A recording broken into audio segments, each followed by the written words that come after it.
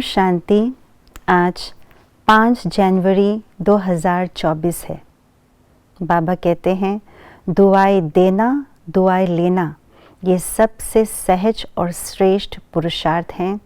संपूर्ण और संपन्न बनने की सबसे सहज विधि है। तो दुआएं कैसे देंगे, दुआएं कैसे लेंगे और इससे क्या प्राप्ति होंगी, आइए आज के स्लोगन द्वारा जानते हैं। अभी दुआओं के खाते को संपन्न बना लो तो आपके चित्रों द्वारा सबको अनेक जन्म दुआएं मिलती रहेगी। कहा जाता है जो देता है वही देवता है, और जो देवता है वे संपन्न और संपूर्ण होते हैं, भरपूर होते हैं, इसीलिए वे निरंतर रूप से देते रहते हैं। देवताएं कभी भी लेने का संकल्प मात्र भी उनके मन के अंदर आ नहीं सकता। इसलिए देवताएं वो जो संपन्न है, भरपूर है, संतुष्ट है और सदा देते रहते हैं। क्या देते हैं? देते हैं वरदान, दुआएं, आशीर्वाद।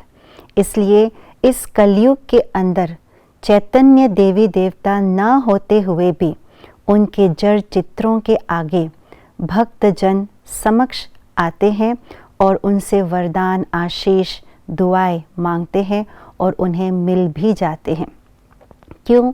क्योंकि ये जो जड़ चित्र जो देवताओं की दिखाते हैं वे वास्तव में इस संगम युगी ब्राह्मण का ही स्वरूप है। इसलिए कहते हैं ब्राह्मण सो देवता। संगम युग में हम ब्राह्मण बच्चे बाबा के ज्ञान रत्नों को लेकर के अपने अंदर, अपने मन में, अपने संस्कारों में उस ज्ञान को भरपूरता से संपन्न रूप से धारण किया है, और उसका प्रत्यक्ष प्रमाण यही है दुआएं देना, दुआएं देने के संस्कार अपने अंदर धारण कर लेना। और यही सबसे सहज पुरुषार्थ भी है। दुआएं देना, दुआएं लेना। कुछ भी नहीं आता हो, ज्ञान स्पर्श ना भी समझ में आता हो, बाबा ने एक बार मुरली में कहा है कि बुजुर्ग माताएं, अनपढ़ माताएं, कुछ ज्ञान, सृष्टि चक्र, कल्प वृक्ष का ज्ञान उतना स्पष्ट समझ ना भी आता हो, लेकिन दुआएं देना जिनको आए, दुआ लेना जिनको आए, वो सबसे आगे नंबर 1 जा सकते हैं। क्योंकि ये सबसे सहज पुरुषार्थ है, दुआएं लेना, दुआएं देना। क्योंकि जब हम दुआएं लेना देना करते हैं संगम समय पर, तो हमारे संस्कार देने के बन जाते हैं। क्योंकि देने से प्राप्ति होती है, और संस्कार ऐसे दुआएं देने की हो जाती है कि जब हम सतयुग में देवी देवता बनते हैं तो वो संस्कार इतना श्रेष्ठ, इतने पक्के हो जाते हैं कि द्वापर से लेकर के कलयुग तक अनेक जन्मों तक वो संस्कार चित्रों में भी, जड़ चित्रों में भी वो वाइब्रेशन संस्कारों के रह जाते हैं, और दुआएं देते रहते हैं। भक्तजनों को आशीर्वाद और वरदान देने का कार्य जड़ चित्रों से करते हैं। इसलिए बाबा कहते हैं इस संगम युग में लेने का कभी भी संकल्प नहीं करना है, बल्कि जो भी मिले, जैसे भी आत्मा हो, कैसे भी संस्कार वाली ही क्यों ना हो, मुझे दुआएं देते रहना है।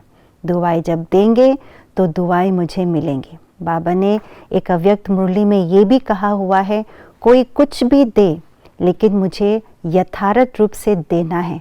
उन आत्माओं को यथार्थ रूप से देखना है, कौन है ये विशेष आत्माएं हैं, मुझे अपनी तरफ से श्रेष्ठ ही देना है।